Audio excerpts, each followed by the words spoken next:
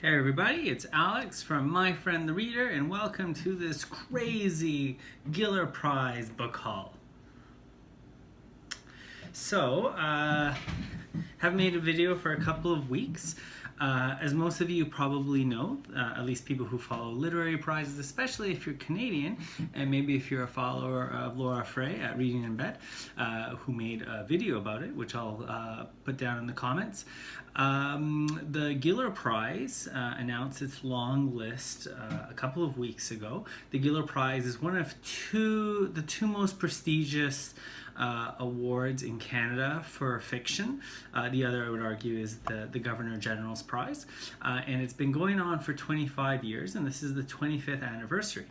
And as a part of the celebration, they decided to have a little social media contest where either on Twitter or on Facebook or on Instagram you put a picture of your favorite of the 25 Giller winners and explain why you liked it. And they ran the contest, I think, from sometime in late August until late September, and then they chose a winner, who was me.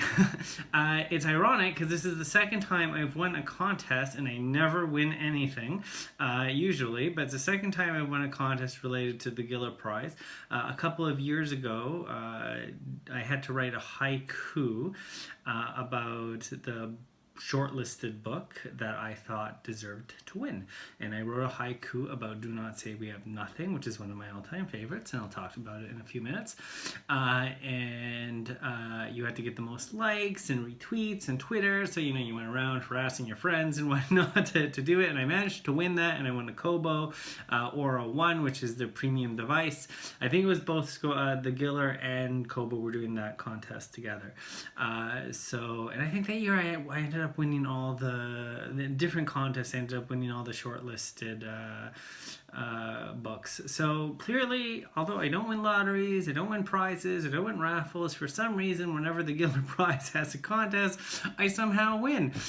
So it's lucky. So anyways, I won this, and they sent me this big haul of all the Giller winners, some of which I have read, some of which I haven't, some of which I already had copies of, and I plan to give those copies or one of these copies to friends who may be interested. But in the meantime, I decided to do a little video.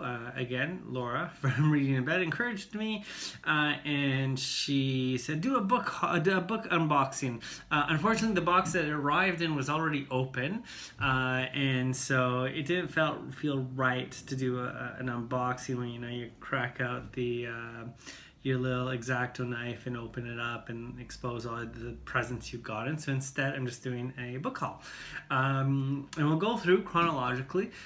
This could be a longish video because there are 25 books, and we'll see how much I talk about each one. But let's get started.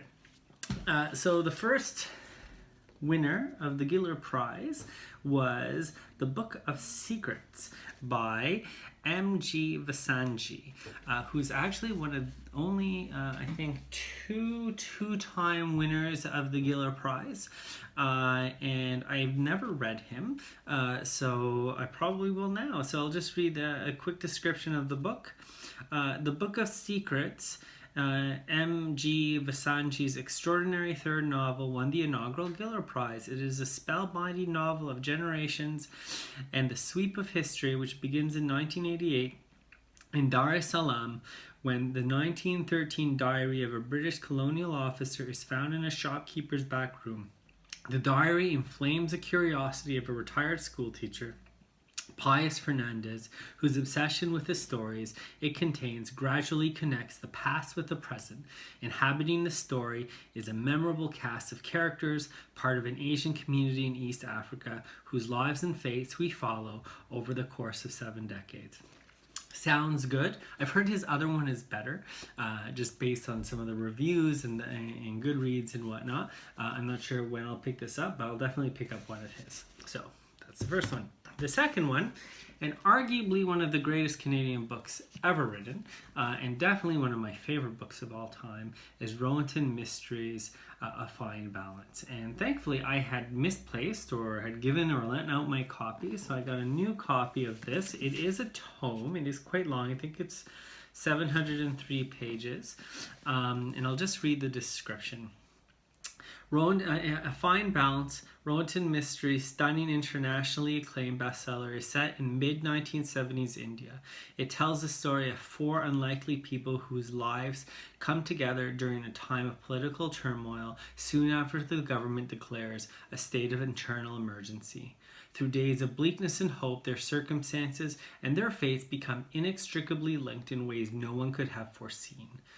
For Mysteries prose is alive and enduring in images and a cast of unforgettable characters. Written with compassion, humor, and insight, A Fine Balance is a vivid, richly textured, and powerful novel written by one of the most gifted writers of our time. This book won everything. It won the Giller Prize, it won the Commonwealth Writers Prize, it won the Los Angeles Times Book Prize for Fiction, it won the International Impact Dublin Literary Award. So it was shortlisted for that, and it was shortlisted for the Booker Prize. It should have won. It is a bleak book. It's definitely, I think, alongside A Little Life, one of the most difficult emotional books to get through. I think I'd like to read it again, though. It is a masterpiece, and the other book on this list that we'll go through in terms of, I think, is comparable or the best Giller book, Canadian book I've read since then, is Do Not Say We Have Nothing, but this one definitely stands on its own. It's wonderful. Pick it up if you haven't read it. So the next one is also another very well known book, and that's Margaret Atwood's Alias Grace. And this has recently been turned into a Netflix series, a mini-series.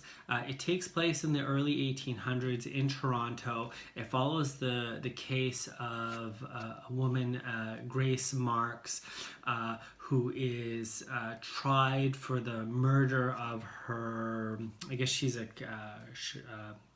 maid in a house of her master. It is, I think, Atwood's best book. It is stunning. As someone who studied history, I actually wrote an essay on it, looking at questions of how the role that historical fiction can play in recounting real historical events, because Grace Marks is a real historical character. The book is interspersed with presumably real cutouts from the Toronto Star and other local newspapers at the time that were covering these scandalous events. It is a great book. I wonder if I'll go back to it. I still have other Atwood I want to read, but anyways, this was a reissue that was done by Emblem or McClellan Stewart several years ago. It's quite a nice cover, so it's nice to have, and I don't know where my copy is, so good.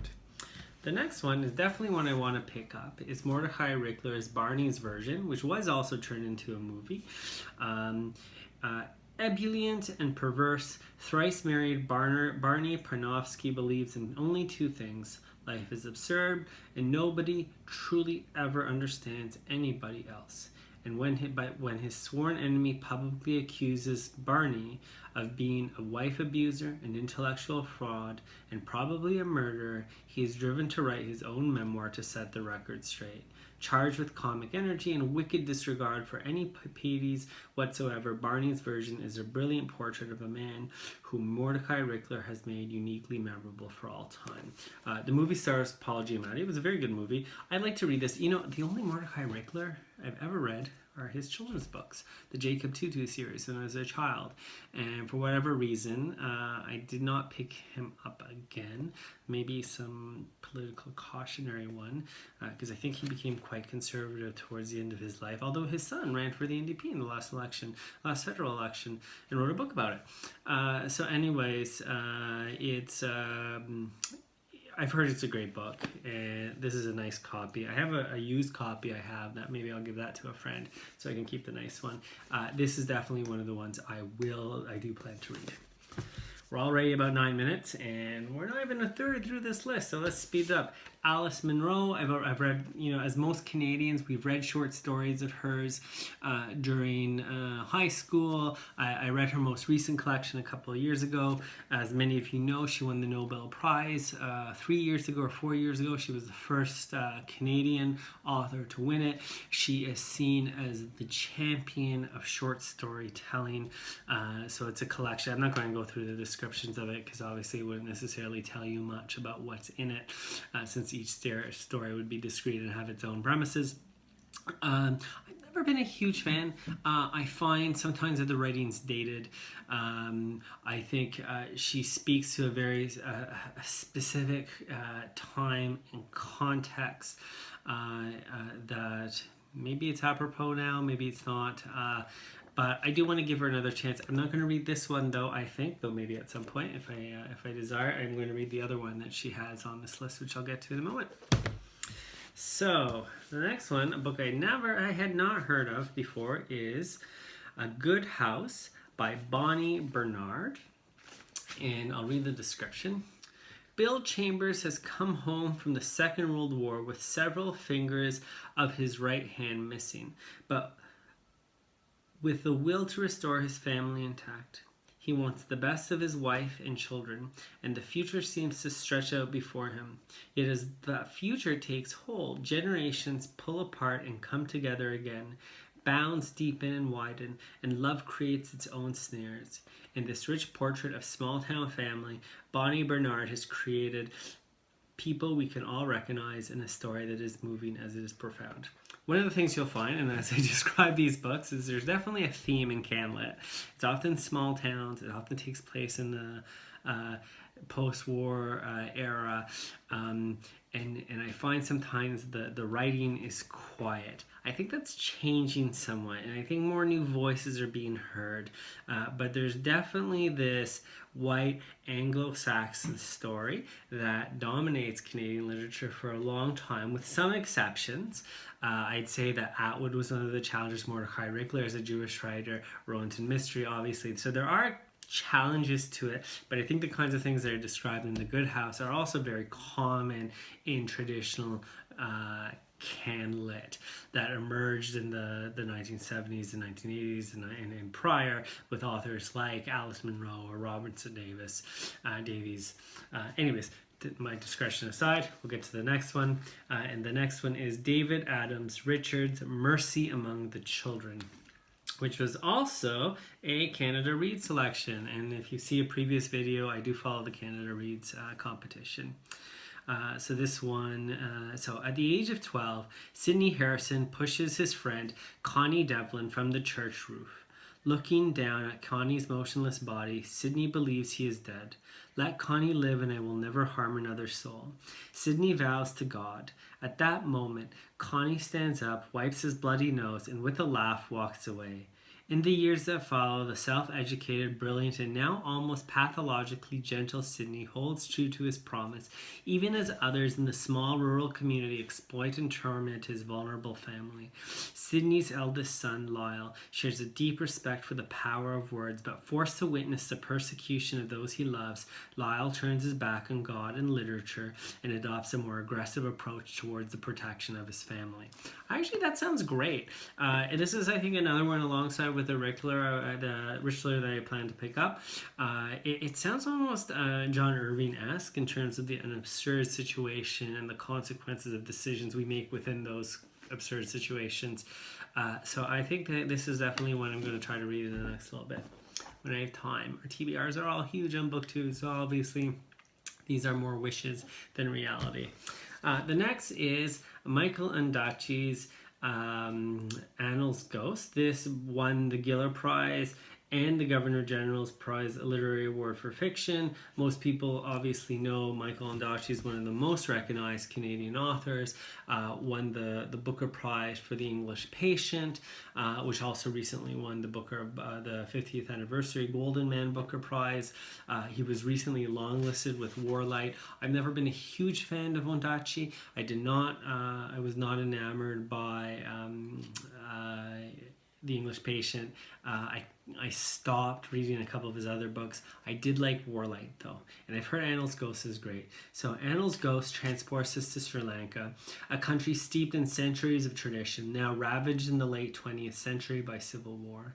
Into this maelstrom steps Annal Tissera, educated in England and America, who returns to Sri Lanka as a forensic anthropologist sent by a human rights organization to discover the source of the organized campaigns of murder engulfing the island.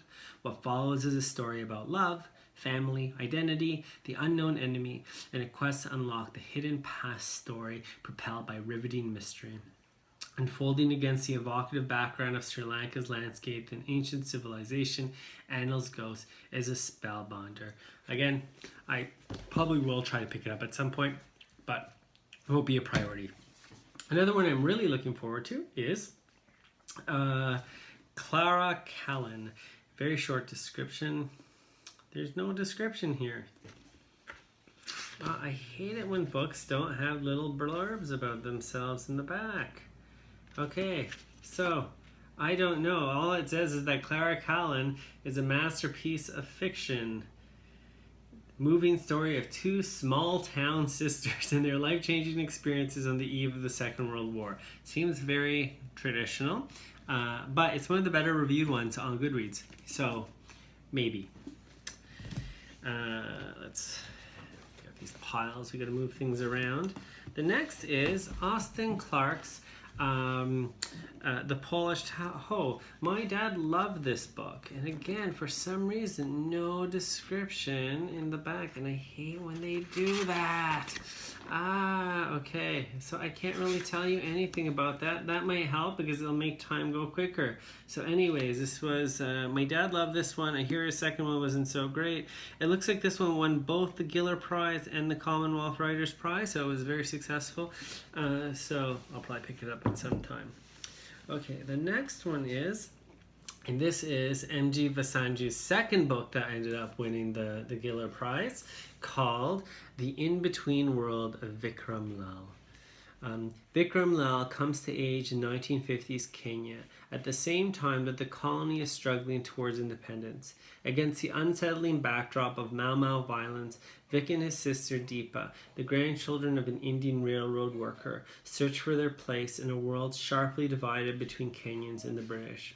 We follow Vic from a changing Africa in the 50s to the hopes of the 60s, through the corruption and fear that came in the decades after. Hauntingly told in the voice of the now exiled Vic, The In-Between World of Vikram Lal is an acute and bittersweet novel of identity and family, of lost love and abiding friendship, and of insidious legacy of the British Empire.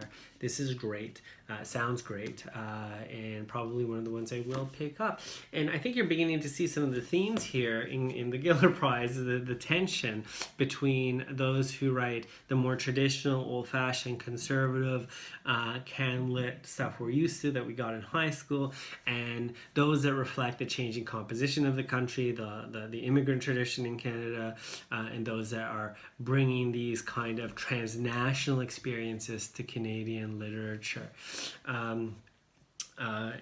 And then back to some of the more traditional, Alice Munro, Runaway. This is the one I do want to read. Another short story collection, much well received. It also was won the Writers' Trust Fiction Prize and was shortlisted for the Governor General's. I've heard it's one of her best collections, so probably in terms of the ones I will pick up, it will be this one. And David Bergen's The Time in Between. In search of love, absolution, or forgiveness, Charles Boatman leaves the Fraser Valley of British Columbia and returns mysteriously to Vietnam, where he fought 29 years earlier as a young, reluctant soldier. But what he finds there seems irreconcilable with his memories. When he disappears, his daughter Ada and her brother John travel to Vietnam, to the streets of Da Nang and beyond, to search for him. At their quest takes them into the heart of a country that is at once incomprehensible, impassive, and beautiful. They become entangled in the lives of those they encounter, and gradually the truth of their father's fate becomes known. Moving in between the father and daughter, the present, the past, the time in between is an unforgettable story, and one family, two cultures, and profound emotional journey. journey. This sounds great, and this kind of like reflects some of those tensions I think that we see in Can Lit, at least a more presumably a white Canadian dealing with cultural issues beyond his own. Anyways, that looks good. Okay, Vincent Lam, Bloodletting and Miraculous Cures. I actually had a copy of this. I got it at the International Festival of Authors several years ago. I haven't read it yet. Vincent Lam is like amazing. He's a doctor by training. I think he's a surgeon in Toronto. And I guess on the side, he decides to write fiction. He's an emergency physician still. He went to med school. That's pretty hard. And still has the ability to write very good fiction, a winner of the Scotiabank Giller Prize, as well as I have his other book, which I haven't read, Headmaster's Wager. Bloodletting and Miraculous Cures is a collection of mature and intricate stories connected through the relationships that develop among a group of young doctors as they move from the challenges of med school to the immense world of emergency rooms, evac missions, and terrifying new viruses. Vincent Lam holds a delicate and skillful tension of black humor, investigations of both common and extraordinary moral dilemmas, and sometimes shocking, realistic, and matter-of-fact portrait of today's medical profession. That sounds interesting. I might actually give my other copy to my sister. My sister's a doctor. This might be something she's into. Elizabeth Hay. We're already at 21 minutes. This is going to be my first 30-minute video. Okay, set against the stunning background of the Canadian North. Okay, we're getting into some of these tensions. Elizabeth Hay's seductive, award-winning novel is a story of misguided love, shifting loyalties, and hard-won self-discoveries. Harry Boyd, a refugee from the failure in Toronto television, returns to a small radio station in Yellowknife in the summer of 1975 and falls in love with a voice on air. The real woman, Dido Paris, turns out to be even more than he imagined. Dido and Harry are part of the cast of eccentric, utterly beguiling characters, all transplants from elsewhere who form an unlikely group of colleagues at the station. Their loves and longings, their rivalries and entanglements, the stories of their past, and what brought each of them to the North are gradually revealed in this compelling, irresistible novel from one of Canada's most highly acclaimed writers. And this is, again, Elizabeth Hay, Late Nights on the Air. So good. This one's a bit controversial here. Jonathan Boyden, for a long time, was deemed as the great Indigenous Canadian writer. He won the Giller for this. I think he was shortlisted for his previous book. The Orenda was a huge bestseller. Last year, through an investigative journal, through the Indigenous News Network here, questions about his indigeneity were raised, and whether or not he had taken space that rightfully shouldn't belong to him, and whether in doing so he took space away from other emerging voices among Indigenous writers. He was also implicated as the lead person in the letter to UBC, the UBC unaccountable letter, dealing with the writer Stephen Galloway. I'm not going to deal with that, but he has Joseph Boyden's reputation, I think, among people who read Can Lit has definitely taken a step down. A coworker of mine broached the question as to whether or not we should still read him. I've never read Boyden before, and I've heard great things about this book, and I think I will at some point. I'm not sure how I feel about whether or not to push someone aside or not. I tried to deal with some of those questions in my Juno Diaz video, which has been facing quite serious, harsh, sexist commentary in the past. But I don't know how we feel about Boyden. I think there's a legitimate reason to push him aside and to ignore his voice because he's taken up enough space as it is.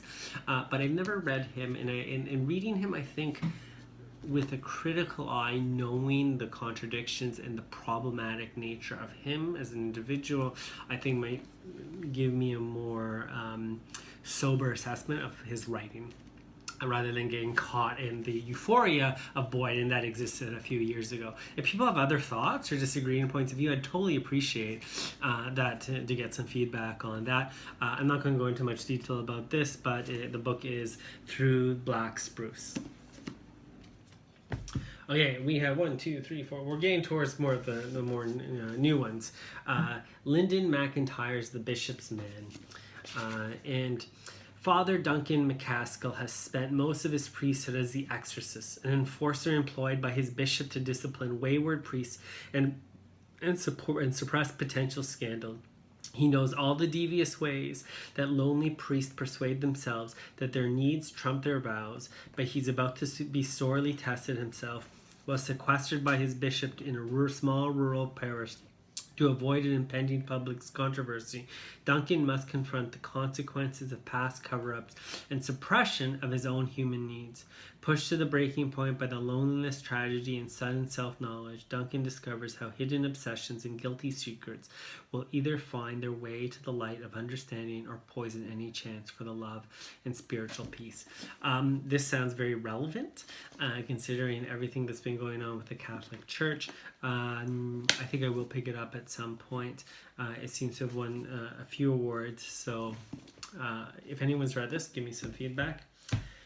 Johanna Skinsbrud, The Sentimentalist. Now, I'll warn you, this is the worst reviewed Giller winner on Goodreads. It has like a 2.5 or something like that, which is very low for an award-winning book. So I think most of them are all in the threes, which is usually normal when books get mass read. Because they've won an award, their ratings won't be extraordinarily high, but this low speaks potentially a weakness. So I'm not sure if I'll rush to this. Haunted by the horrific events he witnessed during the Vietnam War, Napoleon Haskell is exhausted from years spent battling his memories.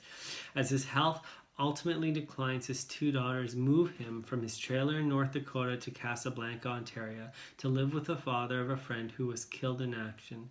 It is to Casablanca, on the shores of a man-made lake beneath which lie the remains of the former town, that Napoleon's youngest daughter also retreats when her own life comes unhinged. Living with the two old men, she finds her father in the twilight of his life and rapidly slipping into senility. With love and insatiable curiosity, she devotes herself to learning the truth about him, and through the fog, Napoleon's past begins to emerge just as his daughter's present comes sharply into focus. I find it interesting that for a country that did not participate in Vietnam, and where the Vietnam War does not hang on our consciousness in the way it does in the United States, the two of the award winners deal with that topic.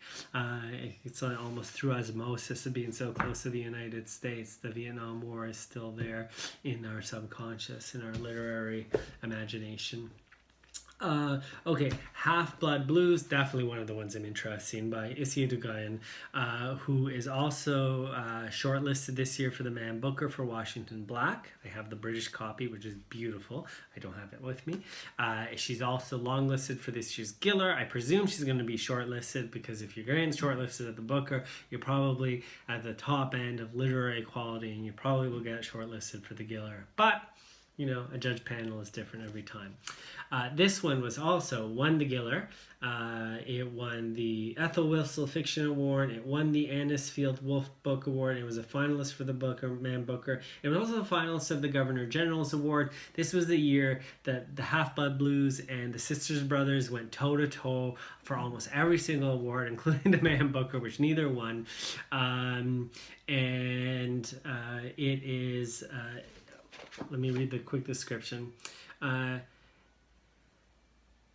From the smoky bars of pre-war Berlin to the salons of Paris, the narrator of Half-Blood Blues, musician Sid Griffiths, leads the reader through a fascinating, little-known world and into the heart of his own guilty conscience. The best-selling, award-winning Half-Blood Blues is an entrancing, electric story about jazz, race, love, and royalty, and the sacrifices we ask of ourselves and demand of others in the name of art.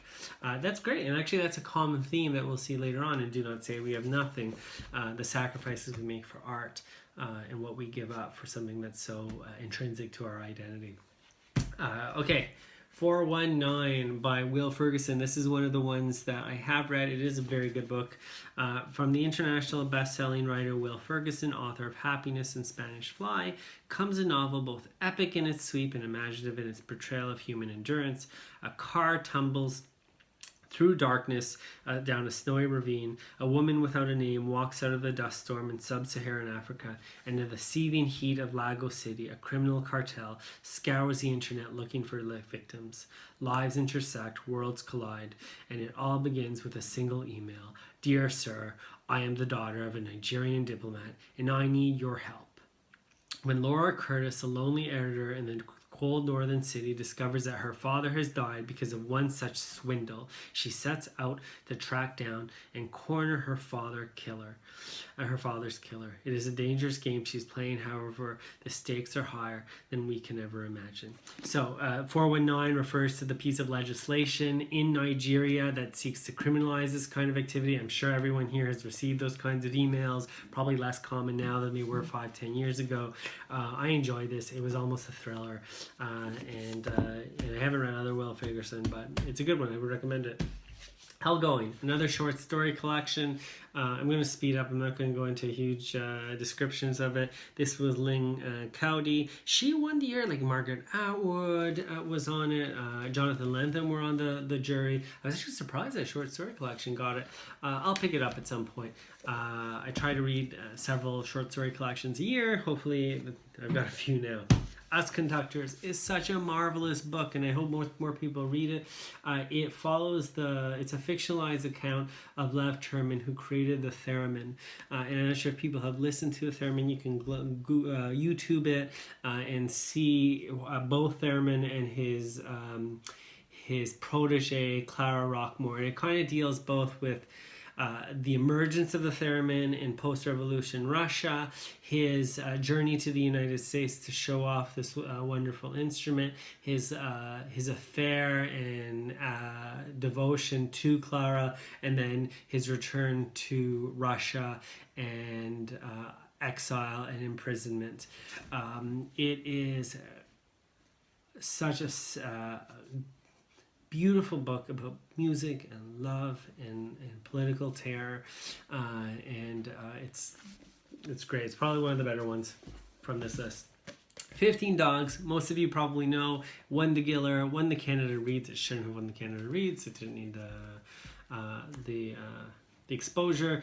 It follows the story of these two philosophers arguing as to the nature of the human condition, and they agree to a bet that they're going to give human consciousness to 15 dogs and see if they end up just as depressed and miserable as human beings.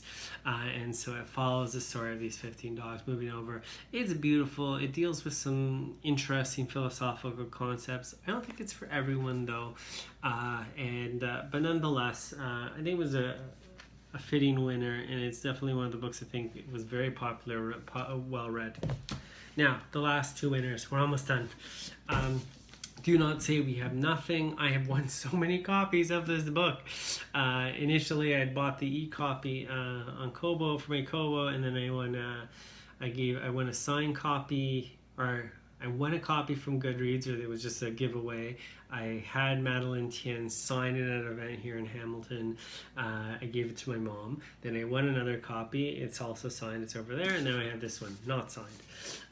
But this is such a wonderful book. It should have won the Booker Prize. It lost it to a very good book in Paul Beatty's God, why do I always forget Paul Beatty's book, The Sellout?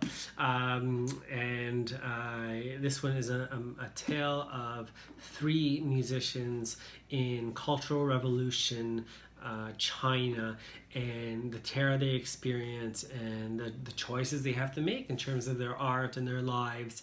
And it takes us from there to up to the Tiananmen Square massacre and protests that emerged. It is not only beautiful written, it's probably one of the most technically astounding books in terms of the devices she uses, the language she uses. It is a hard book. It's not an easy book in terms of the writing style, but it's definitely one of those books that remains with me today. And it's one of these books, if you do pick it up, read it with there's all sorts of music reference, especially Glenn Gould's take on the Goldberg variations. Play it. I think there's actually on Spotify, there's a playlist for it. Listen to it while you're reading it. It really gets you in the mood. And the last one, the winner from last year, is Bellevue Square by Michael Redhill, well-known writer who was completely broke when he won this prize. And I think it's $100,000. So it's a big prize, and for a writer to win this award, it's a big deal. So Jean Mason has a doppelganger. She's never seen her, but others swear they have. Apparently her identical twin hangs out in Kensington Market, where she sometimes buys churros and drags an empty shopping cart down the streets, like she's looking for something to put in it. Jean's a grown woman with a husband and 2 kids, as well as a thriving bookstore in downtown Toronto, and she doesn't rattle easily. Not like she used to, but after 2 customers insist they've seen her double, Jean decides to investigate.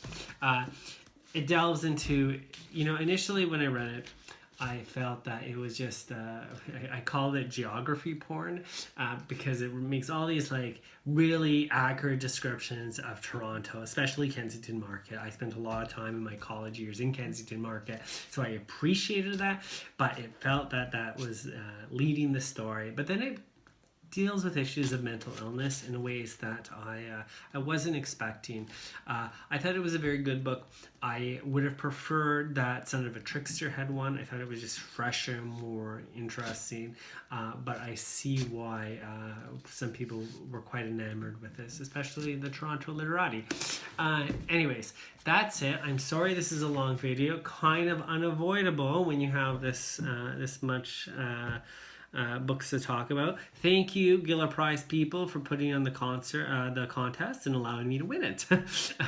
It was completely random. Unlike the last time where I actually wrote a pretty decent haiku about Do Not Say We Have Nothing, I'm pretty sure it was just a random selection of who put a picture on. So no talent involved at all.